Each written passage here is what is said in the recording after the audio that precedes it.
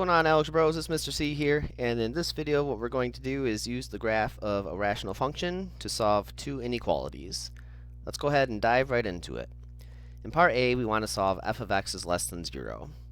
There's a special way that you want to interpret this pairing of the inequality with 0. Less than will mean under, and then 0 will mean x-axis.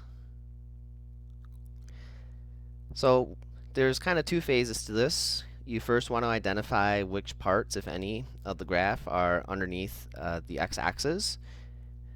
Based on this graph, it looks like there are two pieces that are underneath the x-axis. There's this piece that's under the x-axis and to the left of the vertical asymptote of x equals -3.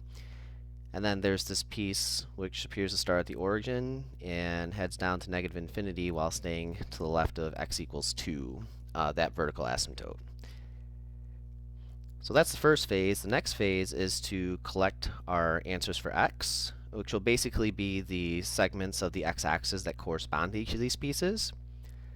The first section of the x-axis that will serve as solutions is the section from -infinity all the way up to x equals -3.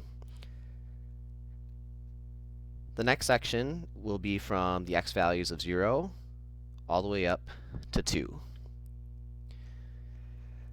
So for our solution set, over to the right here, let's write -infinity, comma, -3 to start out with. Now by default, parentheses on any infinities.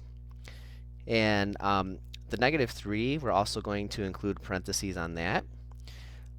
For a couple of reasons. First of all, the inequality symbol does not include the bar, but also, and probably more importantly, is that x equals -3 is a vertical asymptote. So regardless, -3 is not in the domain of the function because there's a vertical asymptote there. So you have to put a parenthesis on it. You can't include it no matter what. So I'll put a parenthesis on -3.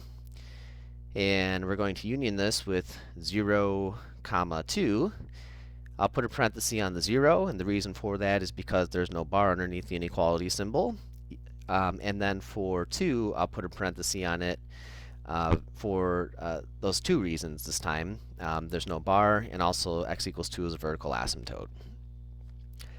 And that's the solution to part A. For part B, we now want to solve kind of the opposite case here, where f of x is greater than or equal to 0. First, the inequality symbol. That's going to be interpreted as above, and then 0 will still be interpreted as the x-axis. And as you can probably tell, there are a couple of pieces of this graph that are above the x-axis. There's this piece right here. And then there's a piece to the right of the vertical asymptote of x equals 2. So the x values that correspond to the first piece go from -3 up to 0. So I'm going to write for part of my solution -3, comma 0. Now even though there's a bar underneath the inequality symbol in part B, I'm still going to use a parenthesis on -3 because -3 is a vertical asymptote, so we never include those. But 0 is not a vertical asymptote, therefore I can include a bracket, or I can use a bracket on it. As for the second segment of the x-axis, that's going to go from 2 all the way down to +infinity. So we'll union this with 2, comma infinity, parenthesis by default on the infinity. And we're going to use a parenthesis on the 2 as well, because x equals 2 is a vertical asymptote. Alright, so I guess long story short, no matter what the inequality symbol includes in terms of the line underneath or not, if any of your values are vertical asymptotes, by default just use parentheses on them. Alright, and that will end it for this video. Of course, if you have any questions whatsoever, feel free to let me know. Otherwise, thanks so much for watching. Have a good day.